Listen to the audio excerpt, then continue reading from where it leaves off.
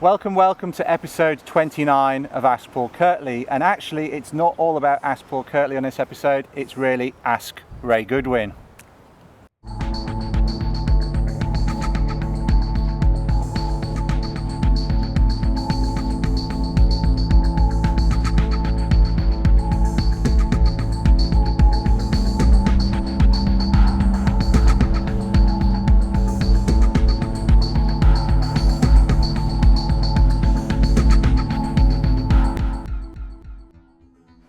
So welcome to episode 29, where, as I say, I have Ray Goodwin, my friend and colleague. Ray has joined us to answer some questions specifically about canoeing and expedition paddling and all things canoe related.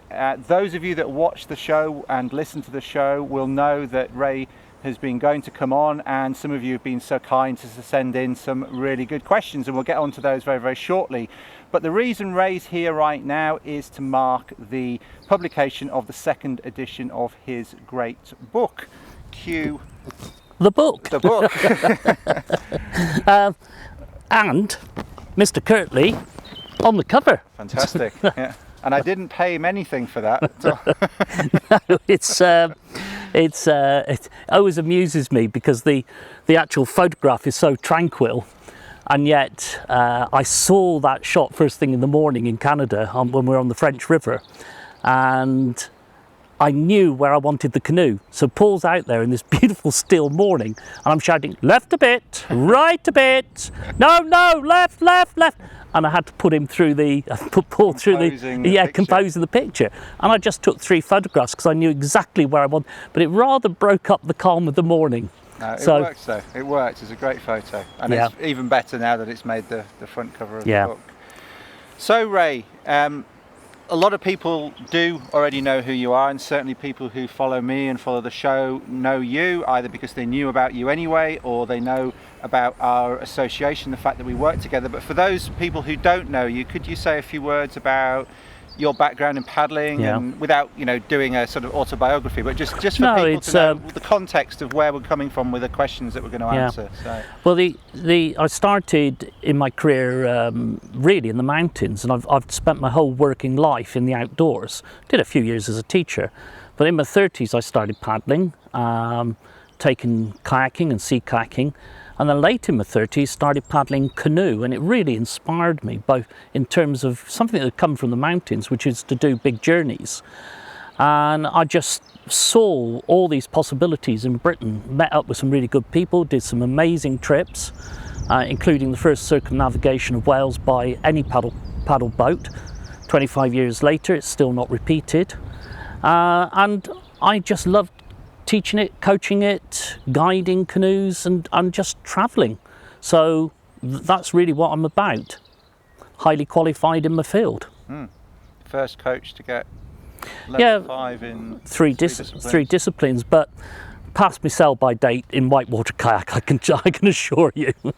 But it brings a massive experience to what I'm doing in canoe.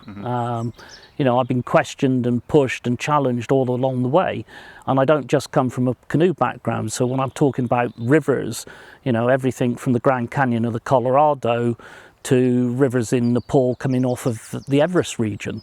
So those were done in kayak. I've sea kayaked extensively. So all that brings to bear on how I think the canoe works in its environment. Fantastic. Yeah. And Ray was recently on my main Paul Kirtley podcast, and so for those of you that are interested in learning more about those adventures and more about that background and more about Ray's approach to those sorts of adventures, then you can have a listen to that, and I'll put a link in the show notes to the show. But we have quite a few questions to answer, Ray. Okay. People have been very generous with sending the questions in, so we'll crack on with those, and feel free to answer them as briefly or as expansively as you wish. Okay. And these are in no particular order. They're just the order that they are in my notebook that they've ended up. So, first question is from. I'm going to put this on so I can read this a bit more easily, because a few of them came in from Twitter, which is good, but the tweets are a little bit hard to read. So this is from Tim Barton, and Tim asks, what are your thoughts on inflatable kayaks and canoes? Are they worthwhile for people with limited storage? I mean, you've hit one of those hot ones, because I think the advent of sit on top kayaks, the advent of inflatable canoes is brilliant in one area, in that it gives people very easy access to water. But when folk were coming into sea kayaks, into the specialist boats and into canoes, it was very evident to them that they had a problem with controlling and sorting things out. And so people would tend to go and gain experience in a club environment or go on a course. Whereas with an inflatable, you can jump on that so easily and make it go in a particular direction. So that's fantastic. But all of a sudden you can find yourself in an environment that you have no experience of, and worse still, no understanding of.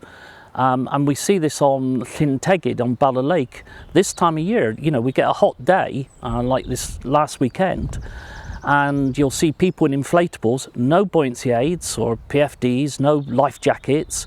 They're in t-shirts and shorts, but the water is at winter temperature. It hasn't really started to warm up, and if they end up, by some mistake, ending up in the water, they're going to be hammered by cold shock in the first instance, so they could be gasping for breath and trying to swim, and they haven't got long in the water. So I have sort of mixed thoughts about them. You know, as long as you understand that you've got to go and get some experience around people that understand, and that doesn't mean buying instruction from the likes of myself.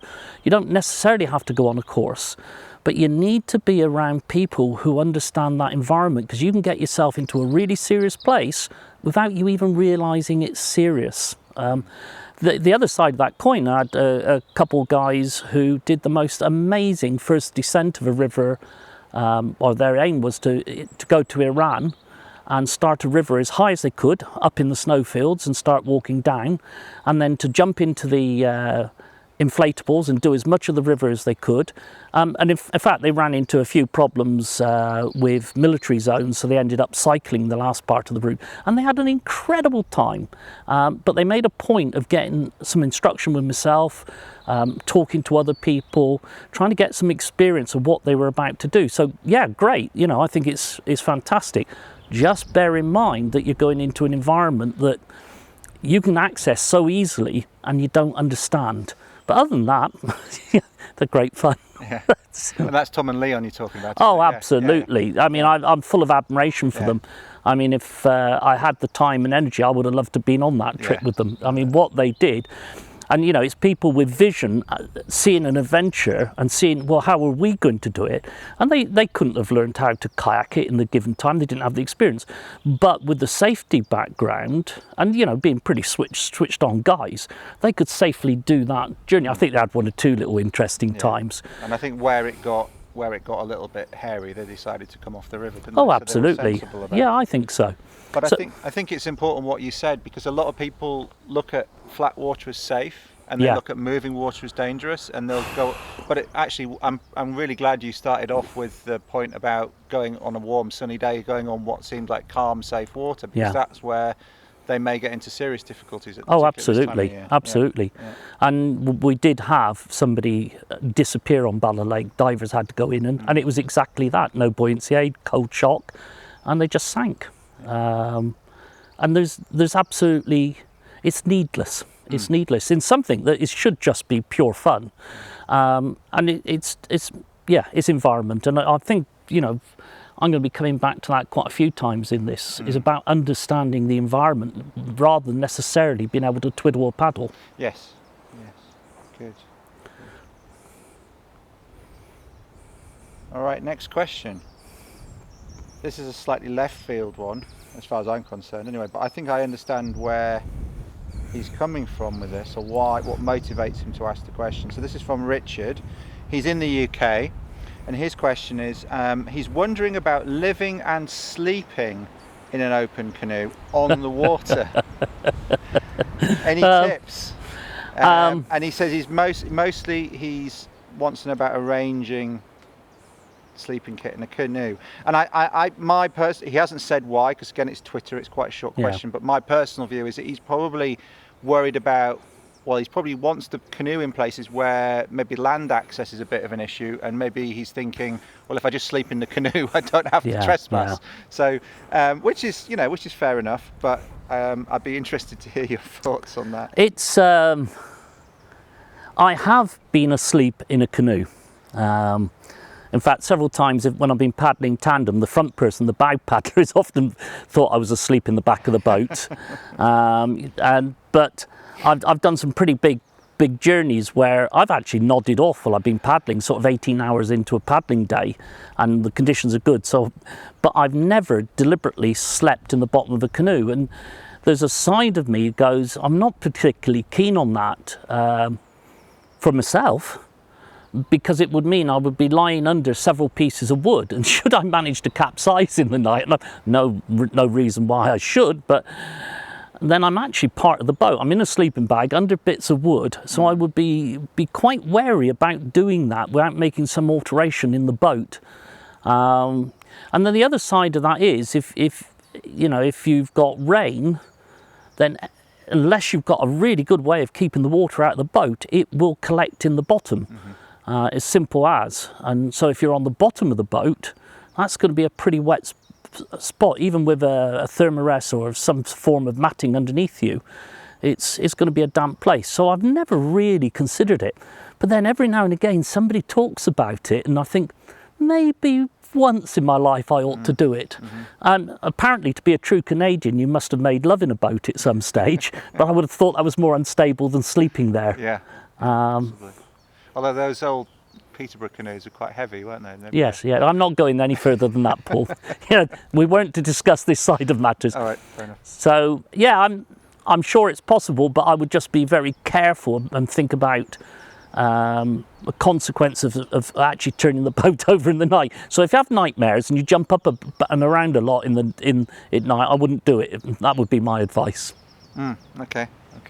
And I mean, what about camping around? I mean, it's easier in Scotland, isn't it? Yeah, in Scotland the law's fairly clear on that, and any wildland you can stay. Whereas in England and Wales, really, there is no right.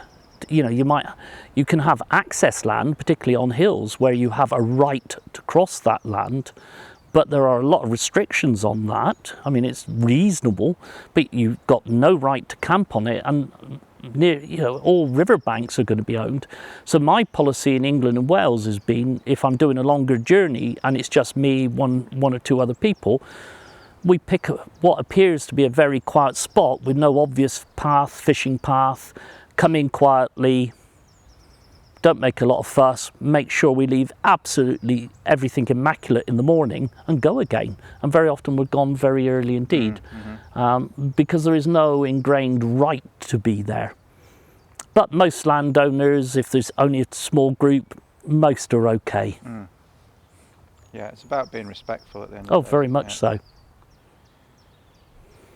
All right. Next question. Oh. Coming thick and fast. And this is from Quixotic Geek. And she's based down in Kent. And the question there is, for you, is when paddling, be it kayak or canoe, I get pain in my forearms or wrists. Is this the result of poor technique or just an indication I need more time on the water? And she's included a photo there from the Medway in Kent, which should appear on the screen at some point while I'm reading this question. So your thoughts there, Ray? Well, it's rather like a doctor running a diagnosis over the telephone. But it's something I do. I've got a suspicion what it might be, and it's a really sort of technical, geekish answer. But if I was talking to you live, I'd ask you a couple more questions. The fact that the pain is in the forearm, I'd be interested if it's actually the tendons that are causing the problems. If it is, and that's where you would normally have pain from, and it would be the tendinitis, tenosynovitis, I think is the technical term for it. And the tendons run in tubes, and because your wrist flexes in quite a lot of situations within paddle sport, if you're doing that constantly, and particularly if you've got a strong grip. So for me, I used to suffer from it because I would, from January through to March, I would be spending a lot of time in Scotland, ice climbing, winter mountaineering and Scottish hills, and I wouldn't be paddling at all. And then when I got back on the water, normally would be in April, I'd start doing sea kayak trips with a kayak paddle, so a double grip. Now, in April, very often the waters are, you can get calm days, you can get stunning days, but very often I was out in stormy conditions, so I was just going out on my days off. So I'm over gripping because it's start of the season, it's cold, and that really used to flare my wrists up because I was starting off with some heavy paddling. And to the extent I'd get the pain here, get inflammation, and you could actually hear the tendons creak as you flex the wrist. Now, there are all sorts of answers in kayaking. Start off gentle, which never really appealed to me. Keeping the wrist warm, so I would use pogies, little gloves like on a motorcycle that fit onto the paddle, and then you slide your hands into. Short neoprene ones were my preferred ones because I could get in and out easily. So keeping the wrist warm and changing the angle on the blades, because we used to have, instead blades weren't 90 degrees, they'd be about 80. And now sea kayaking, I'm down to an angle of 45 degrees between the two blades. Now that means I have to flex my wrist less. I have paddle shafts that are offset, they change the angle of the wrist. And again, with canoe, the only time I've really come across tendinitis in a canoe, then it's been that somebody's been overdoing the J stroke. So if you're paddling in the back of the boat and you're steering with a J stroke, particularly with a T-grip paddle, if you're cranking your paddle all the way over, there's an immense stress onto your wrist. And I've seen people get tendinitis there, not often. So moving your knees to your paddling side. Is that because they're just gripping it too tight? They're gripping it too tight, yeah. There's two. On the top of the J? Yeah. So one of the things in my J stroke, as I come through, I mean, this is technical stuff for the non-paddlers, but it's one of the foundation strokes. It's a very efficient stroke for changing from power into steering without letting go of the water. It's why most of us use it for our straightforward travel. We have other steering strokes that are more powerful for steering, but it's an efficient transition. And as you flick your wrist down, my wrist actually comes from the top of the paddle and slides across the face of the paddle, and that removes a lot of the stress in the first place. So my first instinct is it's going to be a tendon problem, but I don't know. Without talking to you, you could send me an email or two, and we'll explore that further. But that would be my suspicion.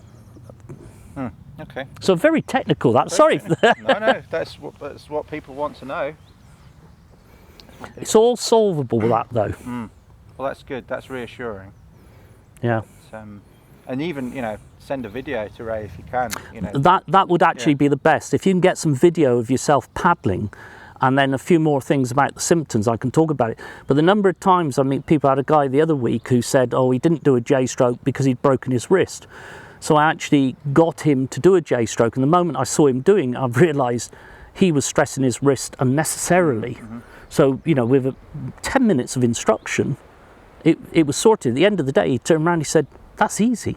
And that's the whole point of the strokes. We're not trying to make life, we do them because they make our life easier. Yeah. Cool. All right, this is a good one. So this is from Al Gerling. And his question is about back paddling canoes. And he says, thank you for the enjoyable and informative Q&A series. And as someone who started canoeing in the 80s, I was directed towards the excellent books and films by Bill Mason for guidance and instruction.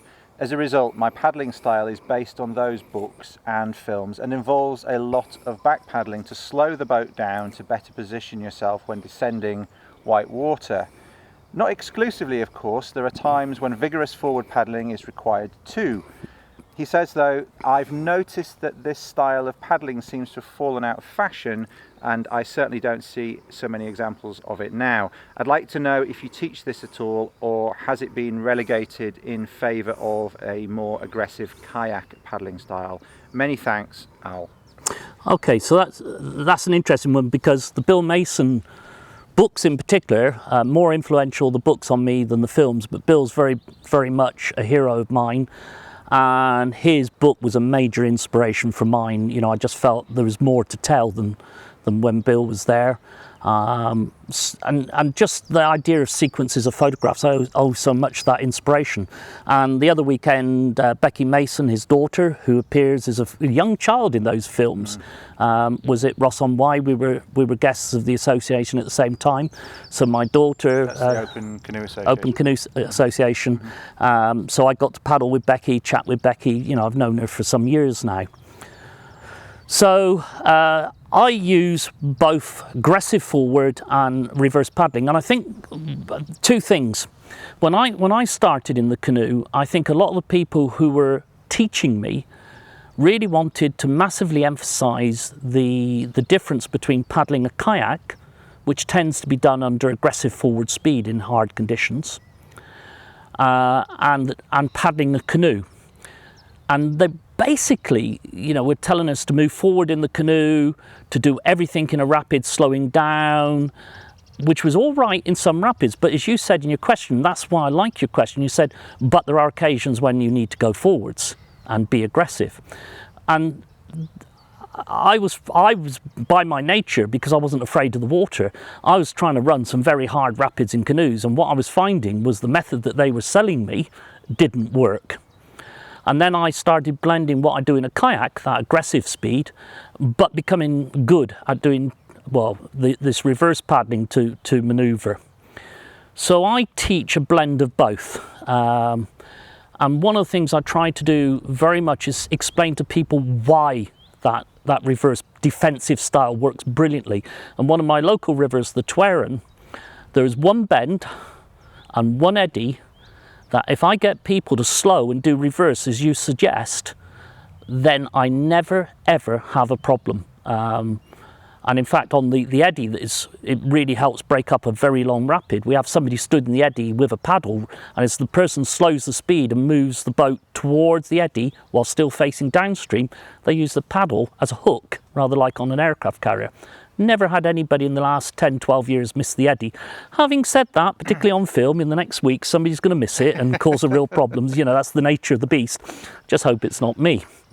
So I feel it's still got a large part of it. And when I'm teaching the British Canoeing Award System, one of the things in the syllabus is people have to be able to demonstrate it. And when I'm training people for an assessment, I say, get it sorted so well that it becomes a natural part of your paddling, not something that an assessor asks you to do. Lay out your stall. So yeah, I think in a British culture, it's easier from the kayaking background to teach people to go forwards.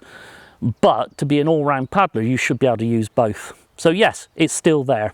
And just, is there any difference, for example, in the style of paddling that you might need on the rivers that Bill Mason was paddling? Because I've seen some films, for example, I think it was maybe it was on that This Is Canoeing video DVD that you were part of, that Justine did. There was, I think it might have been a Black Feather trip. Yeah. Where they were doing a lot of back paddling on those rivers. And is that just a choice that those guides have made, or are there particular types or styles of rivers that require it more than others? the problem is if you only paddle one style of river, you only need one sort of technique. And a lot of people paddle British rivers in low water. And the moment you start hitting volume more, then you just need a huge range of techniques. So, you know, beware of learning for a specific type of river. And you know, we paddled very, very many different types. And something like the Spey in Scotland is continuous. Once you get past Granton, it just flows. And there, to be honest, a lot of the time you're doing things on forward speed because you're making very big moves across current. Also, it's easier to teach the client. So I'm being not lazy, but being realistic what I can actually get them to achieve in the time we've got with them. But you know, I can do some river trips, never done a reverse paddling move across the river at all, and then other trips, and it really is very useful. And one of my local rivers, the Twerin, is very narrow, very rocky, some grade 3 rapids, quite a lot of grade 2, but lots and lots of rock and lots of speed in the water. And reverse paddling on some of the moves, the eddies are very small. So being able to slow your boat and slide sideways into an eddy, into the calm water at the side, makes life a lot easier. So no, you don't see it as much in the UK. The problem was it was overemphasized, I think, 25 years ago. And now it's a little bit underplayed, but it's still part of the repertoire. Cool. Next one. Thank you for the question, Al. All right, this is a change gear a lot here. So from Al, who has been canoeing since the 80s, to somebody who's a beginner, and this is from Alex. And I think he's in North America from the use of language, but you don't say Alex, so I think we should assume that Alex is in North America. Yeah. But he may not be. So his question is, I have been camping, hiking and bushcrafting for about 2 years, and I'm planning a multi-day canoe trip this fall. I was wondering if there were any tips or advice you could give me, as this is the first time going out on a canoe and do not know what to expect. Thank you. Love the videos. So different end of the spectrum there. It comes back to environment, simple as, and it really doesn't matter whether it's North America or this country. If you have no experience of the canoe, the trouble is you don't know what can go wrong. And it's quite interesting, you know, I'll go out on my local lake in cold weather with my daughter, who is just reached 6, and I'm pretty good at what I do, but I don't presume I'm not going to fall in. So if I'm going to cross the lake, if I'm going to be out from shore, I am kneeling down. And, you know, a lot of beginners will find that very uncomfortable and go, I'll sit on the seat. But you're incredibly vulnerable on the seat. I know when I can sit on the seat. And, you know, when we've done stuff in Scotland, not in Scotland, even in Scotland, on the Spey, on the flat water sections, I'm sitting on the seat. The boat's heavily laden. I'm in the company of other boats. Same in Canada. And it's the problem is, if you have no experience of the canoe, you really don't know what can go wrong and how very simple mistakes can be extremely costly. If you are going to do it on your own, then really you've got to think seriously about being within swimming distance of the shore at all times. So when I'm talking to a beginner in this country, I'll say go and paddle on canals, because then, or easy flowing rivers. Always wear a buoyancy aid. Most of the fatalities we've had in this country in recent years have been people without any flotation device. They've fallen in the water in very easy flat water situations and disappeared. And you know, it's traumatic for family survivors. It's, you know, canoeing in the wilderness is fabulous. So your ambition is absolutely right. And I meet a lot of people who have that ambition. Go and get some lessons. I would suggest join a club, go out with people who know what what they're about, so you can begin to understand the environment. Yes, some basic paddle skills so you can control the boat. And that'll make it a lot more pleasurable as well. Oh, massively, massively. Because if you can't make the boat go straight, for starters, then you're just going to struggle for 2 days or 3 days or however long you're going to go out. If you've got any sort of headwind, it's going to be a nightmare. So just being able to enjoy it, and the safety thing, I think, is the key thing. Absolutely, and unless you have a dream, I mean, we go back to the guys who went to Iran. You know, they had a dream of doing something. They had no skill with water. So how do we go about going into that environment with some degree of safety, some understanding of what's going on? And they did probably the absolute minimum, but they were pretty switched on guys. Now, if you're outdoor type and you're doing lots of things and you can think, then you're the right sort of person to go there. But the trouble is, there are things you won't know that you don't know. I could be American Secretary of State with that comment, couldn't I? Known unknowns. Well, that's a philosophical point that most people didn't understand about the nature of knowledge, but we'll not go there today. No. But I think it's across the board, whether it's, you know, bushcraft skills, survival skills, specific, you know, canoe skills. There's a lot of things that you don't know when you start. You have a certain perception of something and you want to do that thing, but you don't know the detail around it, and you don't even know that detail's there. and particularly when it comes to the risks. Yeah. As I said before, I think a lot of people have the perception that flat water is safer than moving water, but it's No, not not in the always slightest. case. No. And you know, don't take this as don't do things. But I would seriously, if you're a beginner, particularly if you're alone, you know, if I'd met somebody the other weekend who wants to do a trip on their own and they're going to build up to it, but they've gone and done very simple things on canal systems, on very simple flat rivers, where they could swim to the side, and that didn't have a consequence. If you're in the wilderness and you've swum to the side and your boat's out there and all your kit's out there, you have a major problem. So yeah, think around it and think of solutions. This is not don't go out there, don't go canoeing in the wilderness. This is do it, but get yourself into a situation where you can do it with eyes wide open. And I look forward to hearing about your progress on it. Yeah. Think about what could go wrong, and then think about what you've got in your arsenal to mitigate that. So falling into cold water, you know, having a PFD or a buoyancy aid, change of clothes, all of these sorts of things where you mitigate the scenarios you might be able to find yourself in. And an air of reality to this, all of us that have been in paddle sport a long time have done something silly on flat water and ended up falling in, and that's us. But where we've done that tends to be without consequence. The reason we've fallen in is we've been too chilled out, too relaxed, we've got plenty of company, we're close to something. But if I'm crossing a lake with my daughter in the boat, or if I'm crossing a lake on my own, I'm kneeling down, and I understand consequence. And Ray's doing a very bad job here of plugging his book. He should also get a copy of Ray's book.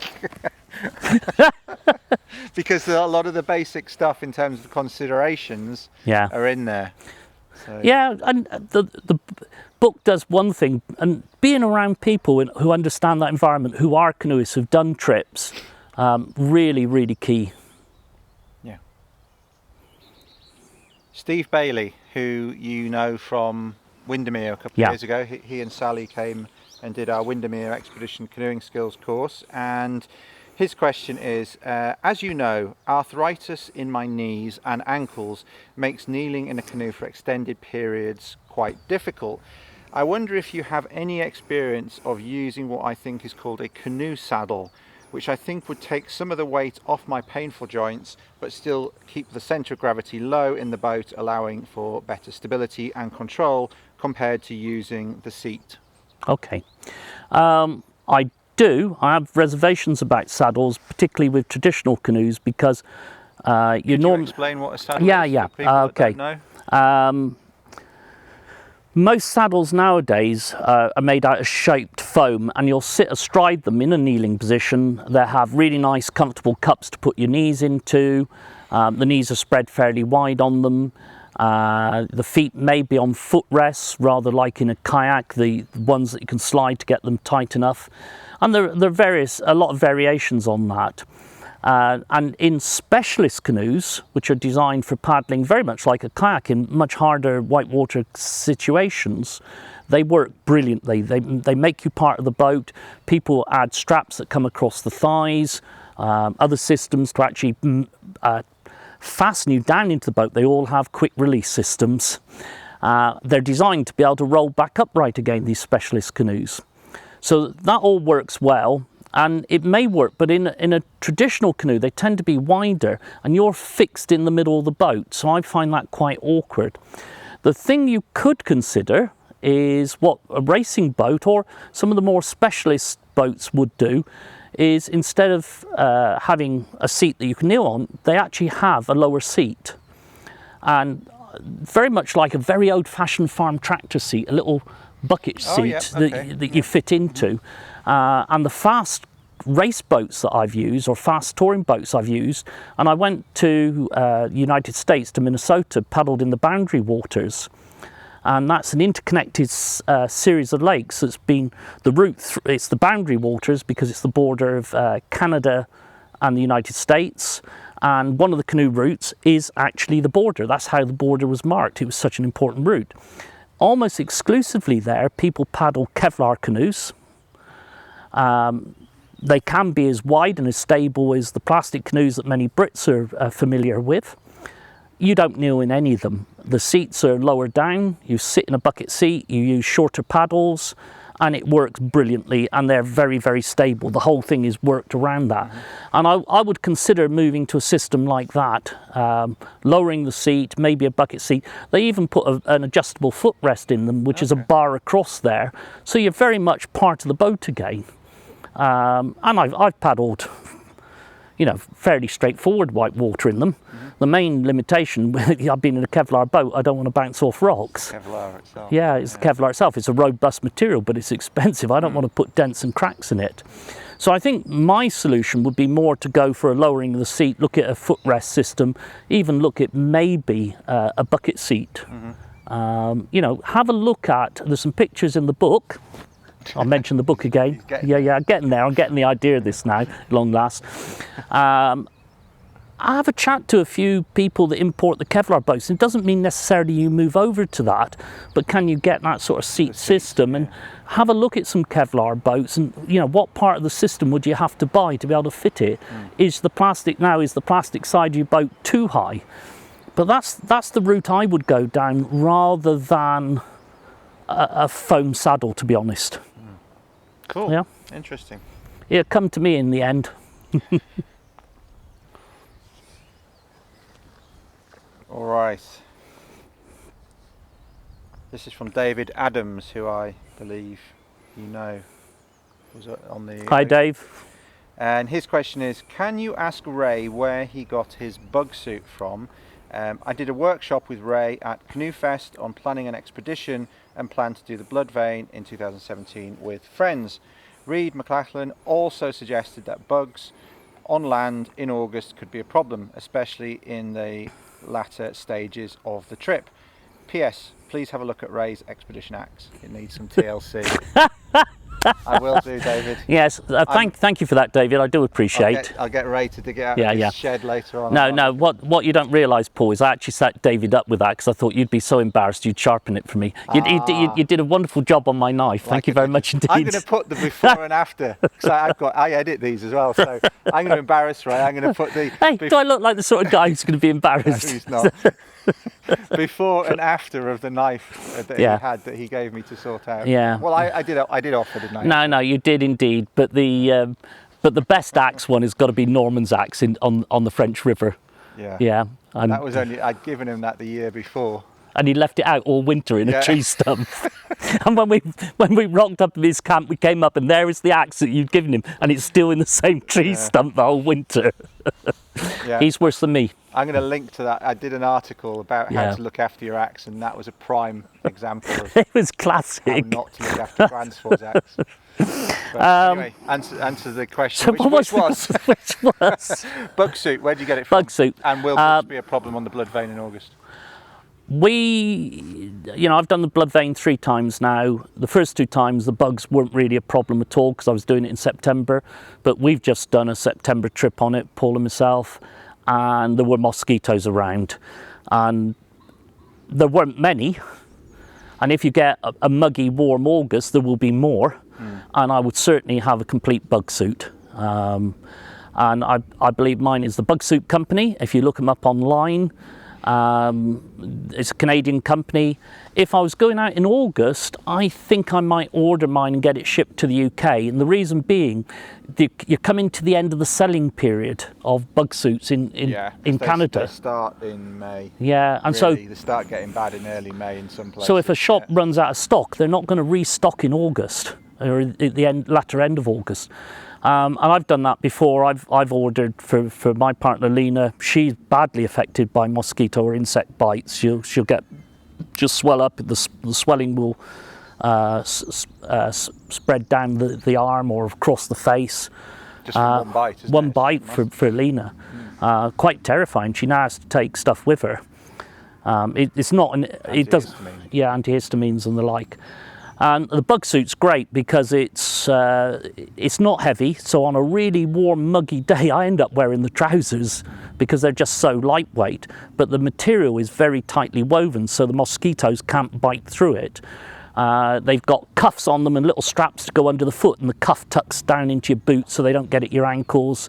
I take a really good pair of leather gloves, because they don't tend to get through leather gloves.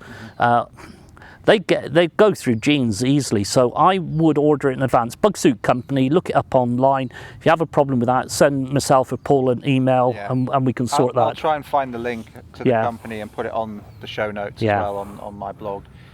The other thing I would say as well, in my experience, the sizing can be a bit odd as well, because they go from small to extra large, and the gradations are a bit small. You know, the gradation isn't what you'd expect. So no, it isn't. Again, it's worth double checking what size you want and making sure it all fits and works, because you don't want it too tight either, because then, you know, there's some mesh sections of the arms, and if it's all too tight, they'll bite you through that as well. And the whole point is, it's designed for the conditions where mosquitoes are prolific, which is warm, muggy days.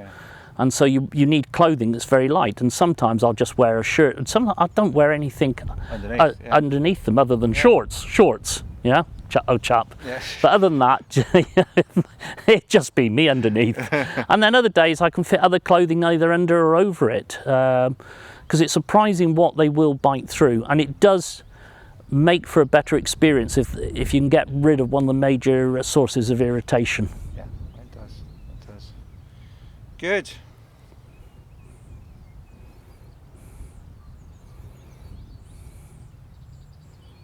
All right, this is about the River Spey.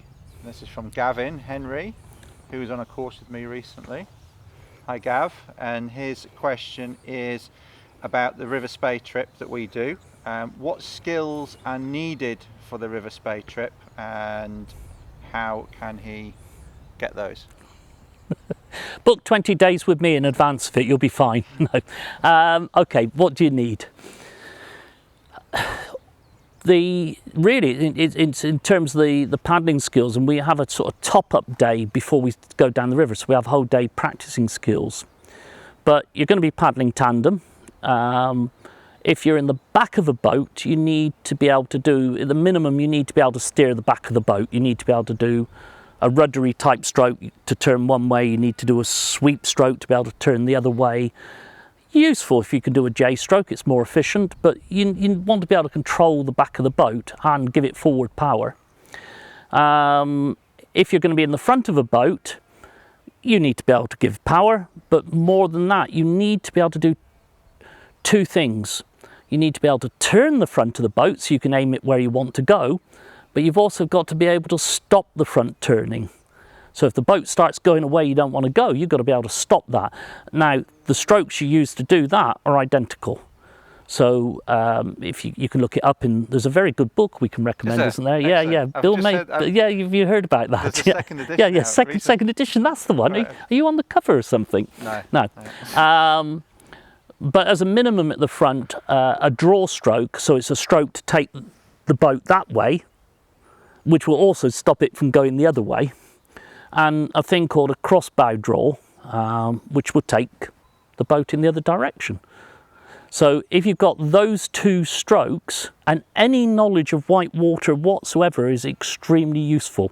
What we find is those first days, for those who've got minimum experience, it's quite, not overwhelming, but it's a steep learning curve, and we've got to look after them really well. But the Spey is nice. You alluded to it before, I think, when you said you get to Granton and it goes downhill. Downhill in terms of descent, not downhill in terms of quality. No. Sorry, Paul, I'm getting to that stage. In my mind, it's almost like there's two stages. I mean, it drops a couple of 100 meters overall, doesn't it? Yes. But the first day and a half is what, 20 meters? Yeah. Something like that. And then the next couple of days is the rest. It's the major loss in height. So you've got a sort of two-stage profile, and that's nice because there are a few little tricky bits on the first day and a half, but overall it kind of gets you into the zone. And so we do a day on the loch to start off with, to warm up at Loch Inch. We might do a bit on flow at the top if we deem it necessary, and then we start off and it's relatively gentle. And also it's the beginning of the river, so there's less volume in it as well generally. So you've got a build up of gradient and volume as you go down the river. So it's brilliant for us to take people because you build as you go. And by the time you get to the end, you feel a lot more competent and confident than you do 4 or 5 days earlier. So that's one of the reasons we do it as a trip. Yeah, and I think, you know, if you're going to get out and practice beforehand, if you've done very little, it's really about manoeuvring the boat, because we can top up the pushing it forward and giving you more efficiency in your forward stroke. But the more you can turn that boat, stop it turning, take it sideways, and generally move it around very quickly at either end, then you've got a foundation for us to build on, and it's going to be easier for you. Your learning curve isn't as big or as steep. Yeah, so but we'll look after you. Yeah, so people can get experience. I mean, they can come and do an expedition canoeing skills course with us in the Lake District. Yeah, That's aimed at beginners in terms of paddling, certainly. So you can get the basic paddle strokes and manoeuvring, and there's a lot more in that course as well. But in terms of what you'd need for the Spey, it's there in that course, and there's a lot more in that course. And then you've got all the campcraft and navigation and everything there as well. You could do some private tuition with Ray. Yeah. Or, you know, one or 2 days probably will be enough. I generally reckon if you haven't done much, 2 days is about right. Yeah. It gets you going in the right, the right direction. Yeah.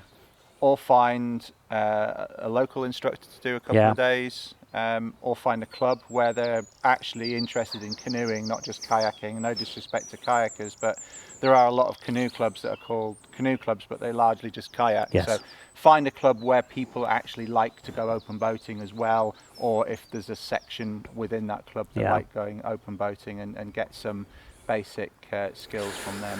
And one of the things I would say, whatever you're told at a club, the bow paddler, the front paddler in a canoe is really critical once you get onto white water or heading into a strong headwind, because they can do very quick things at the front to line up the front of the boat or to stop it moving in the wrong direction. And you really need a bow paddler that can do that, and that really makes a difference. Yeah. Good. But I look forward to seeing you. Well, Gav lives up in that part of Scotland anyway. He lives in Aberdeenshire. So okay. Massive opportunities to get out.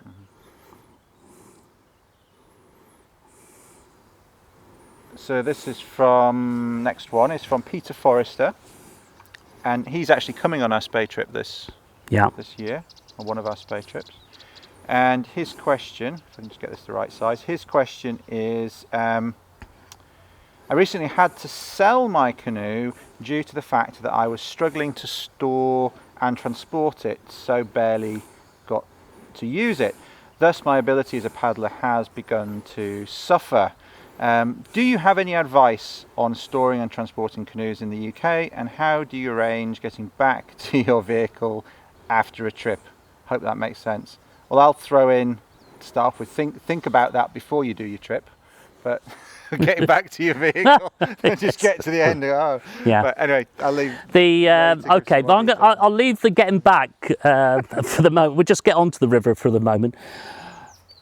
If you've had problems with storage already, then there's going to be no easy solution unless you're a member of a club. Some clubs arrange joint storage, so you can leave your boat in the club storage. That's one very good solution. Other than that, if I've got the name right, and I may not here, you can get pack kayaks, and they're some really, really good quality ones on the market. They're not cheap, the best of them, but basically they're the skin of a canoe or a kayak, whichever. A friend of mine bought 2 sea kayaks, and once they were all taken apart, they would each fit into a rucksack-sized hold-all. And he was flying off to Greece with them and going sea kayaking in Greece. And he offered me the opportunity once, and unfortunately I was working. I'm really gutted because he never offered again. Don, if you're out there and listening, I'm still interested. So there are some, and I've known people, the Bloodvein that we've done, I've known some people paddle that in the pack canoe version. And it's a tight skin, you erect a framework inside of it. They become very rigid. I'm not going to want to paddle other than very easy white water in them. You know, flat water, they're absolutely fine. Easy white water, you don't want anywhere really where you're going to be scraping them. But they are pretty robust. So I think that is a real solid possibility. And if I was stuck somewhere where, or, you know, even flying into some really remote places where they don't have a facility to take canoes like a float plane on the outside, then these pack canoes are pretty good, and you can get some decent quality and decent shapes out of them, and they perform pretty well identical to a rigid canoe of any other material. So that's one alternative. I would also look at that club storage situation. Then getting back to your vehicle, well, there are a whole number of possibilities here. I've done trips where I've arranged for a taxi at the end of it, where there's a bus service. In Canada, you're organising it with an outfitter, but in the UK, yeah, bus services, taxis. And if it's just to be clear, you're not taking your boat on the bus, you're going back to your car, yeah? Yes, going back to get my car.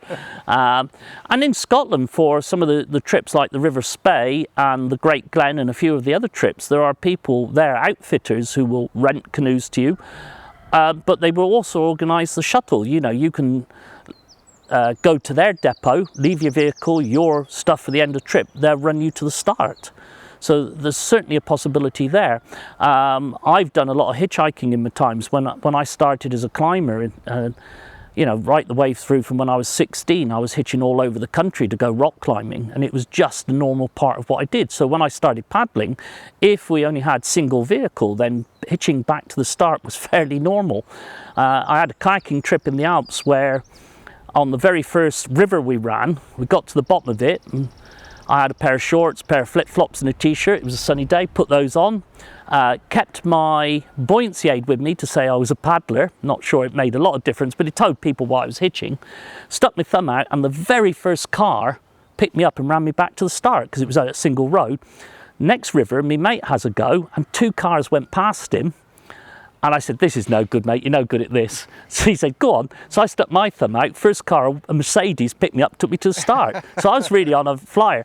I got my comeuppance later on that trip when it was my turn, and the road didn't follow the river. It went over a high pass. It gained about 500 feet in height above the river to get over this high point. And I just got sorted for the hitch, into my t-shirt, into my shorts, into my trainers, and the skies opened, and I was stood there in a huge downpour, and not one driver was in the slightest interested in picking me up. Soggy hitchhiker. Yeah, so I had an hour and a half in the days where I used to run of running back to my car. Yeah, nowadays I think I'd stay for the hitch. So hitching, taxis, getting it sorted into advance. There are all sorts of possibilities. Or finding a friend. If you have friends, yeah. If you have friends, that's good. Yeah, yeah. Who's also got a car. But the best arrangement of the shuttle, I've had it where, you know, we've got to the end and the person's car's parked at the end, and then just before the end, they've looked at me and said, "I've left my car keys in your car at the top." And it's like, oh, great, yeah. But the best of all was working in Finland, and the Finns and the Latvians were arranging a shuttle to the end of the river trip we were going to do in a mixture of languages, including English to include me. And at a certain point, it sounded more like quantum mechanics. Arranging the shuttle can be quite intimidating. And in 3 languages is beyond me. It's beyond me. Yeah, multiple vehicles. Yeah. Just make sure at least one is at the end and one is at the beginning. And the keys are going to the end. Yeah. I very often say, if there's a vehicle at the end, show me your keys. Excellent, good, and we can talk more about that in October when you're with us, Pete. Okay, last question. Hurrah! From Chris Rogers, and Chris asks, "I paddle as a novice in a Prospector 15 with my family on a very small, slow-moving piece of water in Suffolk. What sort of experience do I need to go to a larger river with rapids and stronger currents, and where and how do I gain this knowledge?" And I don't know whether Chris means going to those larger rivers with his family or without his family, and I guess the answer is slightly different depending. Yeah, it is. I paddle white water with my daughter, and I have done since she's 3 years old. And in fact, round about that time, I took her on a canal trip, and we were on the canal for about 400 metres, and she'd looked round, she was in her mum's boat, she looked back at me with some disdain and said, "Daddy, where are the rapids?" I had to point out that on the canal there were no rapids. But I take it extremely seriously whenever I take her on white water, because, you know, no matter how good I am, I can end up in the water. I put a whole level of caution again and again on top of what I'm doing when I've got a little one in the boat, and a whole way I'm going to react to look after her. So a lot of thought in that, and I would say in the first instance, gain experience yourself, so you begin to have an understanding of the environment. Again, it's understanding the environment. In the UK, the Open Canoe Association is a fabulous way of doing that, and I'm taking the children along as well. We've just had a major event down at Ross-on-Wye, loads of kids down there. My daughter loved it because there were lots of kids to paddle with, and a lot of the kids have done big adventures with parents. So joining something like the Open Canoe Association, going along to appropriate events with the family, you'll get lots of advice. You'll get opportunities maybe to do one thing yourself, and mum and kids do another thing, swap over on another day, get a little bit of instruction, you know, so that so OCA's good way, clubs, get a little bit of instruction. But if you book that, you know, what I say to people, really ask the questions, make it very clear. If you come to somebody like myself, and lots of good people out there, make it clear that it's about the decision making, not just about the manoeuvring. The manoeuvring, most people can teach you. But it's the decision making, if you're going to do it with the family, that you really need. It's understanding the environment again. We've come full circle, haven't we? Yeah. Because what you don't understand is what's going to get you. And I'm being cautious with the family.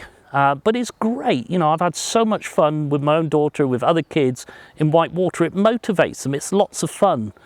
So I would say, do it, but build your own experience as well. Go along with people that know what they're at, and they can tell you, yeah, do this, don't do this, yeah, let them have a go. And yeah, it's fun. Cool, fantastic, yeah. Good. Any final thoughts on any of the questions? Anything popped into your head while we've been talking about anything else? Or no, I mean it is so much, you know, time and time again we keep coming back to it's understanding the environment. Yes, you need to know how to manoeuvre the boat. You need to know some of the strokes that allow you to manoeuvre the boat. But at the end of the day, it's understanding the environment, and understanding well, we all want to be in that environment because it's fabulous. You know, the mix of people, boats and water is just incredible, and some of the environments I've paddled in have just been stunning, and that includes lots of places in the UK. But you need to understand it. You need and to be able to, and not to underestimate it. Go and have some fun. Good, and get Ray's book as well. So it is worth getting. It's an excellent book, not just because I'm on the front cover and it's one of Ray's best photos on the front cover, but there's a lot of good stuff in there as well, based on decades of canoe experience. Yeah. What's new in the second edition for those that have got the first edition? Well, it's really, you know, so I was talking to another writer, a guidebook writer, and I was explaining what was in this one, and there's more on how to paddle with children, the do's and don'ts with children.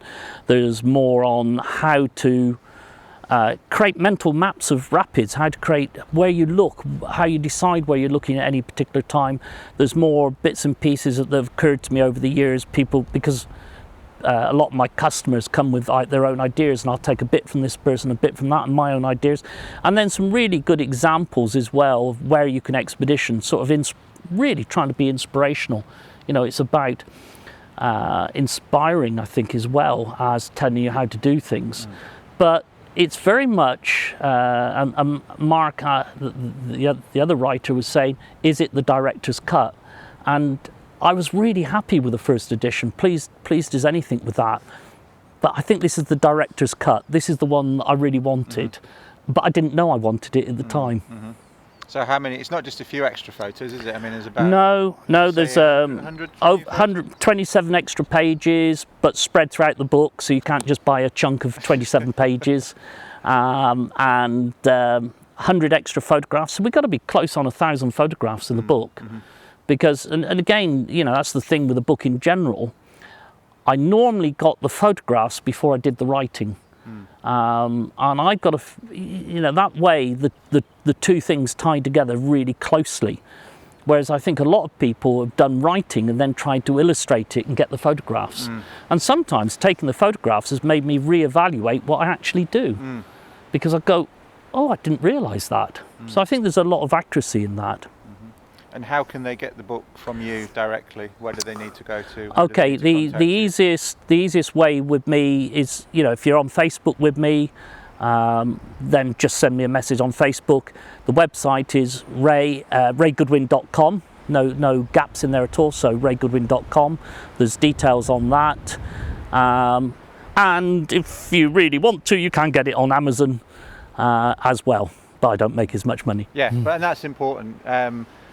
Ray makes like a retail margin on the books if you buy them straight from him, whereas if you get them from Amazon, it's a few pence really, the royalty that he gets from Amazon.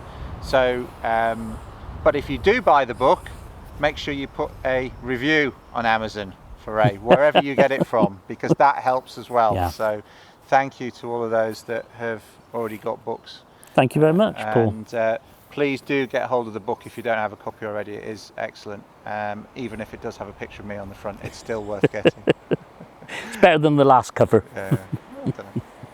Well, thank you to Ray. Thanks for your attention. Those of you that have got to the end, listened to the end, watched to the end. All the links to everything that we've talked about, bug suits and books and everything else that we've talked about is going to be in the show notes under episode 29 on under Ask Paul Kirtley on my blog at paulkirtley.co.uk. This will be out on the usual platforms, so if you want to watch it, if you've just been listening to it, it's going to be on YouTube on my blog, and if you want to listen again as a podcast, it's on iTunes and SoundCloud, as well as on my blog as an audio file. So thanks, and I will see you on the next episode. Cheers. Thanks. Bye now.